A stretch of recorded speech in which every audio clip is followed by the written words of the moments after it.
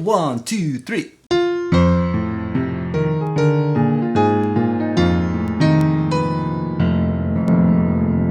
What is happening, everybody? I love this tune, written by Milt Jackson, one of my favorite musicians. It's called Bag's Groove. This video is for new learners or anyone that wants to just get into some jazz.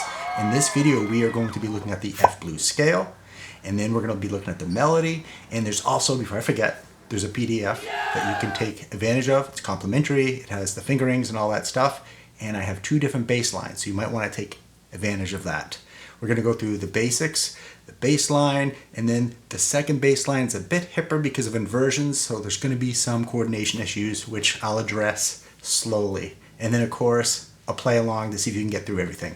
My goal is to get you motivated to start playing right away so you have enjoyment, so you can improve and be passionate throughout your journey. Let's begin. All right, so the notes we have, we're F blues, so we have F, A flat, B flat, C flat, C natural, E flat, and F. Down the road, I'll talk about how you can figure out these notes from a major scale, but right now we got to get some playing in. So we're going to have our one finger here, our thumb right on F.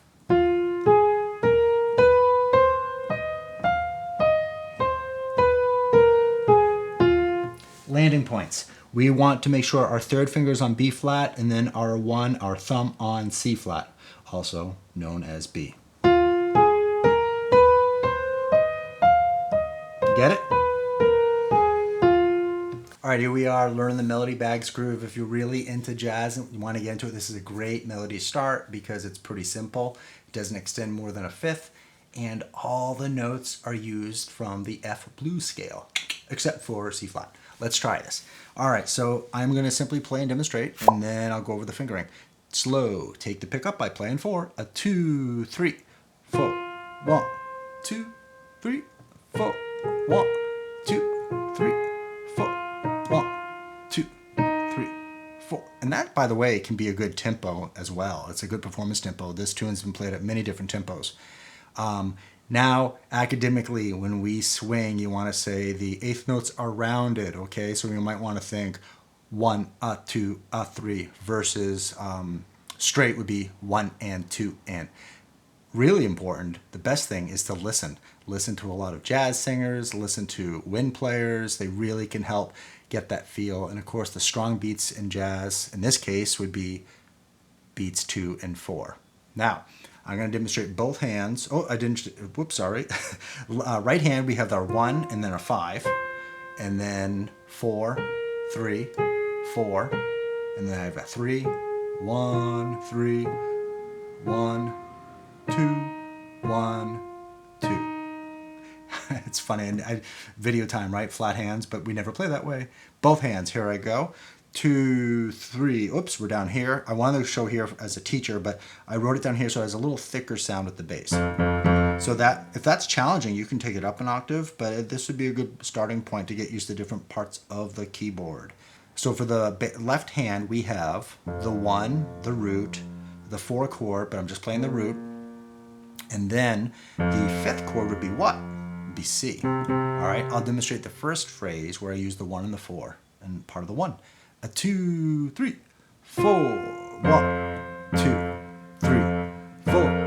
1, 2, 3, 4. 1, 2. All right.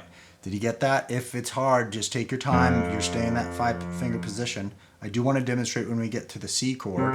So this is later in the tune. This is a 12-bar tune, by the way. So this melody, this phrase is stated 3 times. So it's repetition. 1, 2, 3, 4. 1, 2, 3, 4. 1, 2, 3, 4. 1, 2, 3. Okay, so remember, playing with the roots in basic might seem too kiddie-like, but I can't tell you how important it is for ear training so you know the form. Now let's go to the bass line that inverts. I'm going to just simply demonstrate the bass line first. And this is part of a chord, playing F7. So my thumb, part of the chord, and then I go down to a D. And then I want to make friends with everyone, so I kept the bass line the same. Now invert it again. didn't want to get too fancy yet. And you play this again. Now I get to the C7, but I play E. I'll tell you why in a second.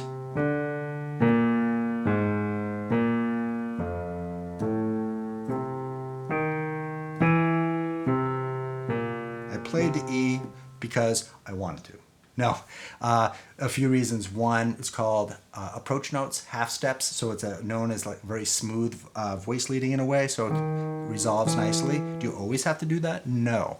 Now I'm going to demonstrate with the bass line and the melody, the fancy bass line. Take the pickup. I'm going to demonstrate this the first phrase. A 1, 2, 3, 4. 1, 2, 3, 4. 1, 2, 3, 4. 1, 2, 3, 4. So practice it with coordination. Go through it so you're really comfortable. You're not thinking too much. You can feel the keys. And you're playing, you can hear the melody, and you're going through the melody, you hardly have to think about it. And then isolate the problem areas. And one of the areas I'm going to demonstrate is the pickup going into the 5 chord. You can see it on the screen. I'm going to start at the beginning of the measure. 1, 2, here I go. 1, 2, 3, 4. 1, 2, 3, 4. 1, 2, 3, 4. 1, 2, 3, 4. So what's the biggest secret when you're having a hard time getting hands to work together? Definitely slow it down. That's really important. And then take breaks, go back to it. If we all had a magic potion, we would all sound as good as Milt Jackson, right? So let's get to that play along. Oh, and I almost forgot. I'm being very jazzed right now. I'm just kind of improvising as I'm teaching. I'm going to be doing a few series on these. So next week it's going to be the same tune, maybe a little faster, and then also a solo. In the solo I'm going to show, demonstrate, and how it works within the blues scale and the chords. So we'll get a little geeky here. All right, do the play along.